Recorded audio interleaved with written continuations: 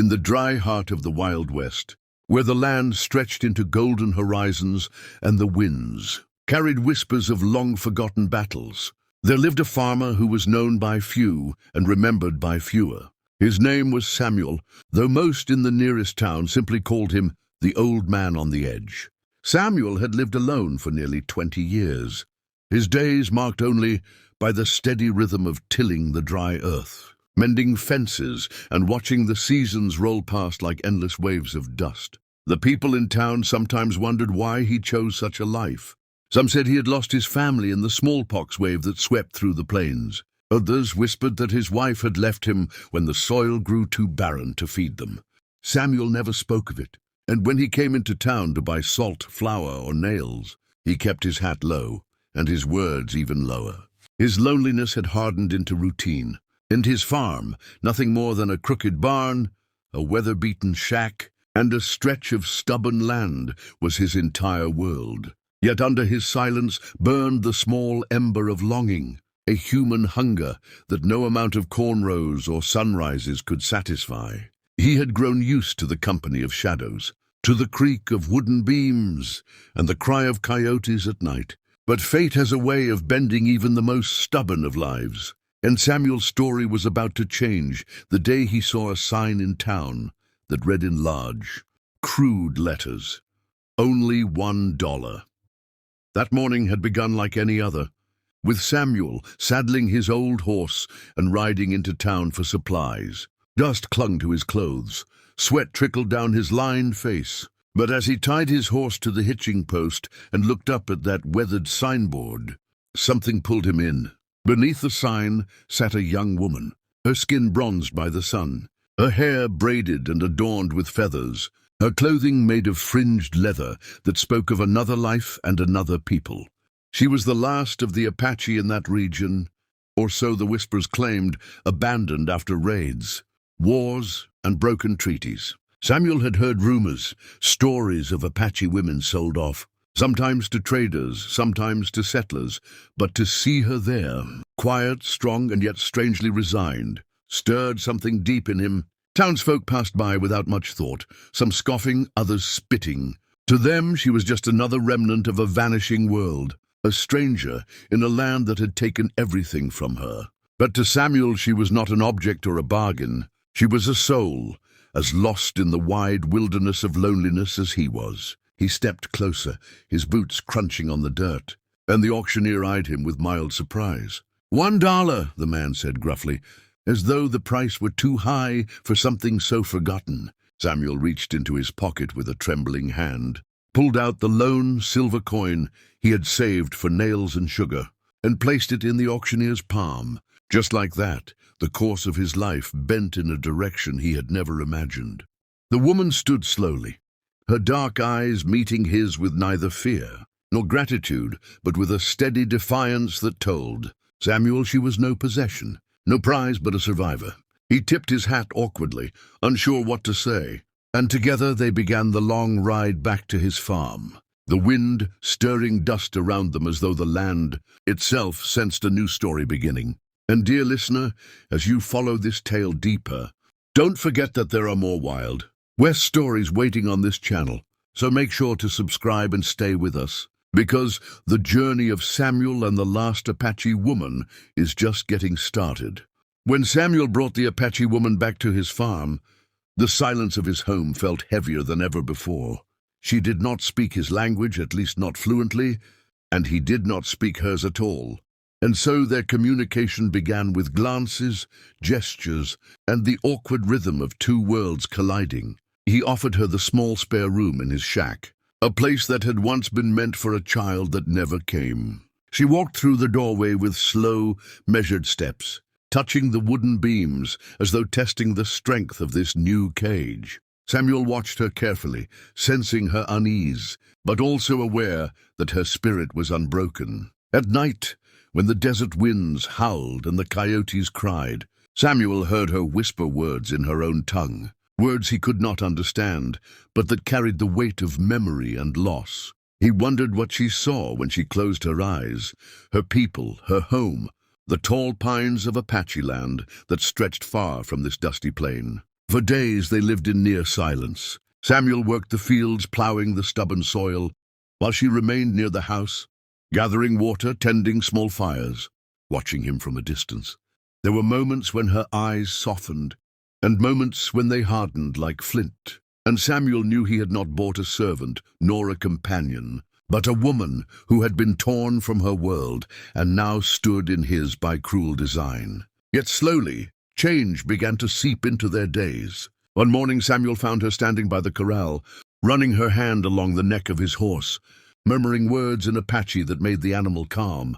Another day, she joined him in the fields, silently lifting buckets of water, her strength surprising him. Samuel, though a man of few words, began to murmur small thanks, clumsy phrases that she answered with nods or faint half-smiles. Over time, the silence between them became less of a wall and more of a bridge, each moment of shared work stitching their worlds closer. One night during a storm, when the roof shook and lightning tore the sky, Samuel found her standing by the window, fear flickering across her usually steady face. Without thinking, he placed his hand near hers, not touching, just close enough for her to know she was not alone. For the first time, she turned to him and spoke in broken English. "You." Not like others. Samuel felt something shift inside him, a warmth he had long forgotten. The following weeks became a season of fragile trust. She taught him small words in Apache. He showed her how to mend tools and cook bread. He began to see her not as the woman he bought, but as a partner in survival, a flame of life in the desolate plain of his existence. And though the outside world would not have understood, within the wooden walls of that farmhouse, a strange companionship was born. But peace in the Wild West was always temporary, for the winds of prejudice and greed were never far away. Men in town had noticed Samuel's purchase, and whispers spread like wildfire. They wondered what an old farmer wanted with an Apache woman, and some thought he had overstepped the unwritten lines of race and ownership. Samuel began to sense the shift, the way men stared longer when he rode into town, the muttered insults half hidden behind laughter.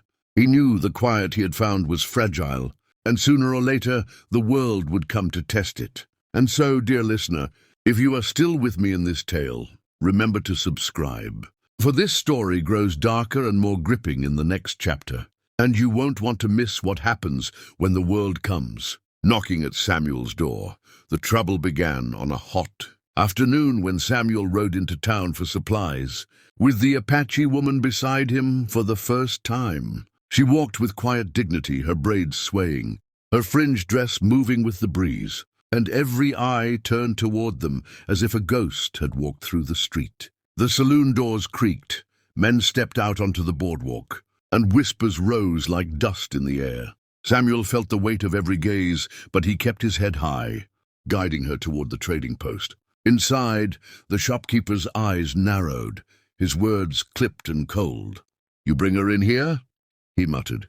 Samuel ignored the sting, bought his flour and nails, and left without a word. But by the time he reached the street again, 3 cowboys had gathered, their hands resting on their belts, their laughter sharp. "Ain't right," one of them drawled. "An old fool and an Indian stray?" Samuel tightened his jaw, pulled the brim of his hat lower, and kept walking. That night back at the farm, the unease hung heavy. The woman, sensing the danger, spoke to him in her broken English. Not stop. Samuel knew she was right. Days later, the first threat arrived. A message nailed to his door, scrawled with the words, "Send her back or else." Samuel tore it down, his hands shaking but his resolve hardening. He had lived alone for years, his life small and silent, but now he had something worth protecting. The Apache woman stood beside him, her dark eyes unafraid, and in that moment he realized that their bond, though unspoken, was stronger than fear. When the cowboys returned one night, torches in hand, Samuel was ready. The old farmer who had once lived only for his land now stood with a rifle in his grip, the woman at his side holding a bow she had crafted herself. The firelight flickered against their determined faces as the men shouted insults, demanding Samuel give her up. But Samuel's voice cut through the night, steady and unyielding. "She's not yours to take. She's not mine to sell. She stays here, The men sneered, threatened, and for a tense moment the night stood on the edge of violence. Yet something in Samuel's defiance and the woman's unwavering stance beside him made the cowboys hesitate. Perhaps they saw that this was no longer a lonely farmer and a forgotten Apache, but two souls bound by survival, respect, and something deeper. The torches burned low, the threats faded into the wind, and eventually the men left, muttering promises of return. But Samuel knew the danger was not gone. It would always linger as long as hatred and ignorance lived in the land. Still, when he turned to her, when she placed her hand lightly on his arm and whispered in her language words he could not fully understand, but whose meaning was clear, he felt a strength greater than fear. Their story was no fairy tale. It was a battle against the world, fought in silence, in defiance, in the daily act of living together against all odds. And as the stars stretched wide over the Wild West sky, Samuel finally felt that he was no longer alone. Dear listener, if you've walked through this journey with us, through loneliness, defiance, and the fragile bond of two lives intertwined, then stay with this channel for more. Subscribe now, because many more untold Wild West stories wait just beyond the horizon, and you won't want to miss the next ride.